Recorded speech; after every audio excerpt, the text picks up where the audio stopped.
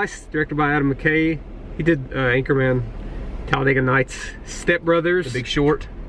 I mentioned those because those are drastically different movies than this and The Big Short. This aligns more with The Big Short. This is a movie I've been looking forward to for a while now. Just look at the trailer. It looked like a really good satire, and it's nominated for Best Comedy at the Golden Globes tomorrow. As it should be. This movie is not a comedy. It's not. It has a few bits of humor, but it's got some laughter. It's a really angry movie, and I think it's for good reasons. What were your initial thoughts? I still don't know how you feel about the movie. We haven't talked about it, so how'd you feel about it? Just as a movie, Josh, not as a... Oh, as a movie, I thought it was very, very good. I loved it, actually. It wouldn't make my top 10 this year. It wouldn't even make my top 30 this year, which I'm assuming that's what we'll talk about later. Make my top 20, I think. Really? Yeah. I was really invested in this movie. Honest to God, I was. Because we were children when all this stuff was happening, particularly like in the early 2000s, not the earlier stuff with Dick Cheney, which I appreciated that, going into a lot of Dick Cheney's backstory. Yeah.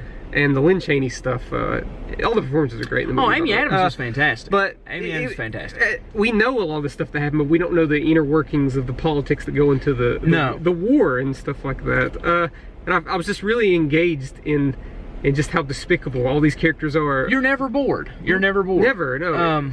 I think Steve Carell as Donald Rumsfeld was spot on. Even though there's a moment there whenever they're putting the cabinet together, yeah, and he has a little Michael Scott moment. He kind of sounded like Michael Scott. He's like, it's like, quit being such a pansy, yeah. Or quit being a Nelly Nancy or something. What was it? A negative Nelly. Negative Nelly. When he was talking to Colin Powell. I guess it's Michael Scott. Which Tyler Perry almost becomes Medea during that. I don't know. I think no, he almost becomes Medea in that. I think he looked, but I think he looked a lot like Colin Powell. Oh yeah. I think the makeup is. Yeah. There's times, not when it's close-up shots, but like distance shots of like Dick Cheney sideways. I'm like, that's Dick Cheney. Yeah. That's not Christian Bale. The same person that played Condoleezza Rice looks like her too. Small role, but it worked. And I think this is one of the better.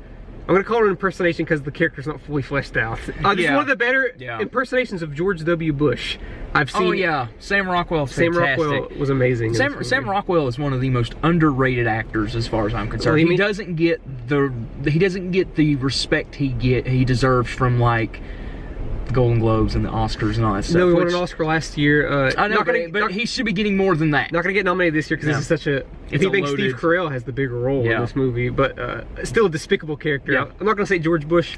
Everyone in this movie is despicable. George W. Bush is just a dummy. Sorry. He's just manipulated heavily by Dick Cheney, which...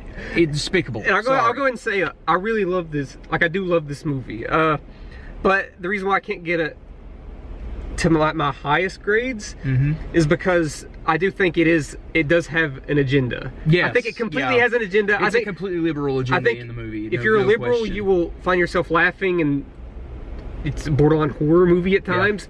If you're conservative, depending on how you look at it, you'll look at some of these characters as heroes, I think, until like the movie makes its point where they're making these characters out to be bad dudes. And what I'm trying to say is that the movie politically is very vast. I think it tries to humanize Dick Cheney a bit, especially with the stuff with his daughter. I think that's the only and the heart problems too. A little bit. Though I do think these are some of the funniest heart attacks I've seen on film. If I had to, they're done really well. Yeah, they're really. But the stuff with his daughter, his daughter is gay. Yep. And I think that the first scene, like when she comes out, is one of the only moments of true emotion in the movie to me. But then even as a character, as Dick Cheney and his wife, they screw that up at the end. They screw that up, and I really screw it up at the end. Actually, I love how this movie concludes. Just the way it builds up. It reminds me of The Big Short, where it just. I'm not saying the movie was ever lighthearted, but it did have that humor to it, and it just ends like dire. It's like God. Well, the thing of it is that they played Cheney the way that he was. He was unapologetic, completely unapologetic of who he was and what he did in Washington, and he, to this day, believes he still was doing the right thing. Exactly. And so, in a way, it's more of a character study than it was an actual fleshed out role for Christian Bale. Back to the political stuff, I think. And you're going to hear a lot of cars. I think that this movie tells the story kind of how it is. It's just a matter of tone. Yeah. It's just a matter of, it's like, how are they wording things? Yeah. Like how are they, what's their speech like when they're saying these things that are factually pretty accurate? clearly it's all about it's delivery. It's how it's delivered. Clearly leaning liberal. Right. Even the little bit there in the mid-credit scene, which I think is a really good payoff for a lot of things in the movie. That's actually the funniest scene in the whole film. I thought actually I thought the movie would be a tad bit weirder. Saying that as a biopic, it is a weird biopic. Edited like amazingly, like The Big Short, added in like footage from the early 2000s, like commercials and stuff. I really want to know where the dance number that was cut. Oh, the musical scene? Where it would have been I've heard it's a scene with Donald Rumsfeld and Dick Cheney in a restaurant, and they're just having a regular conversation, but everybody around them are performing like they're in a musical. It's not actually them that's singing, it's the people around them. So I would like, they filmed it. I know it's filmed leaked. It's leaked online. Has it? Yeah, it's leaked online, but I just don't know where that would have fit. I can understand why they cut it. When I'm thinking of the weirder elements, the Shakespeare scene is weird and awesome. Yeah. That was incredible, which I don't think a lot of people got it. No. It was a matter of editing. If you didn't get the editing. And another weird one was when they're looking at the menus that it has like, you want Guantanamo Bay? Guantanamo Bay or the Rules of War? As far as weird, other than that weirdness, just weird editing choices, like whenever Dick Cheney and George W. Bush having a conversation, like freezes on George W. Bush's face when he's eating that big old chicken leg, and there's a piece of chicken in his mouth. Out of his mouth. Yeah, it's just dripping out of his mouth.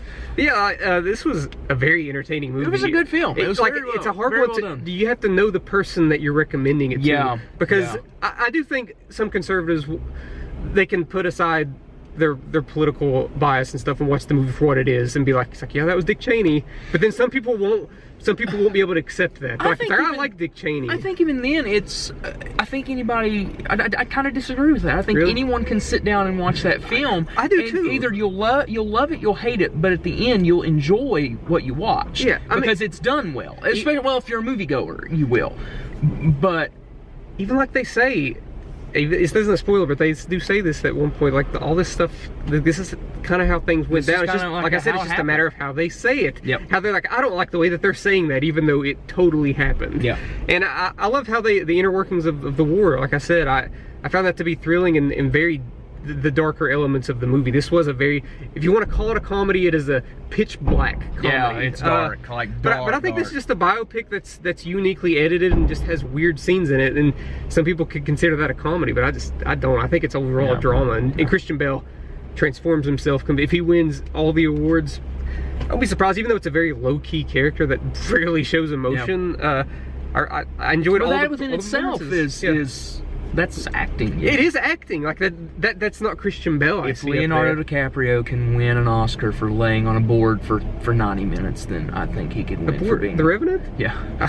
He got up a little bit. He ate some bison livers. The man got in a horse or whatever that thing was. Yeah, I don't know. Anyway, yeah, that's all I have to say. What are you gonna rank? What's your rating? What's my grade? What's your grade? Oh, your grade. I'm gonna give it an A. Sorry, it's been a while since I've done one of these. You took off and did it without me. I can't get to an A. I'm thinking at an A minus because, like I said, it does show its bias at times, which I don't mind, obviously.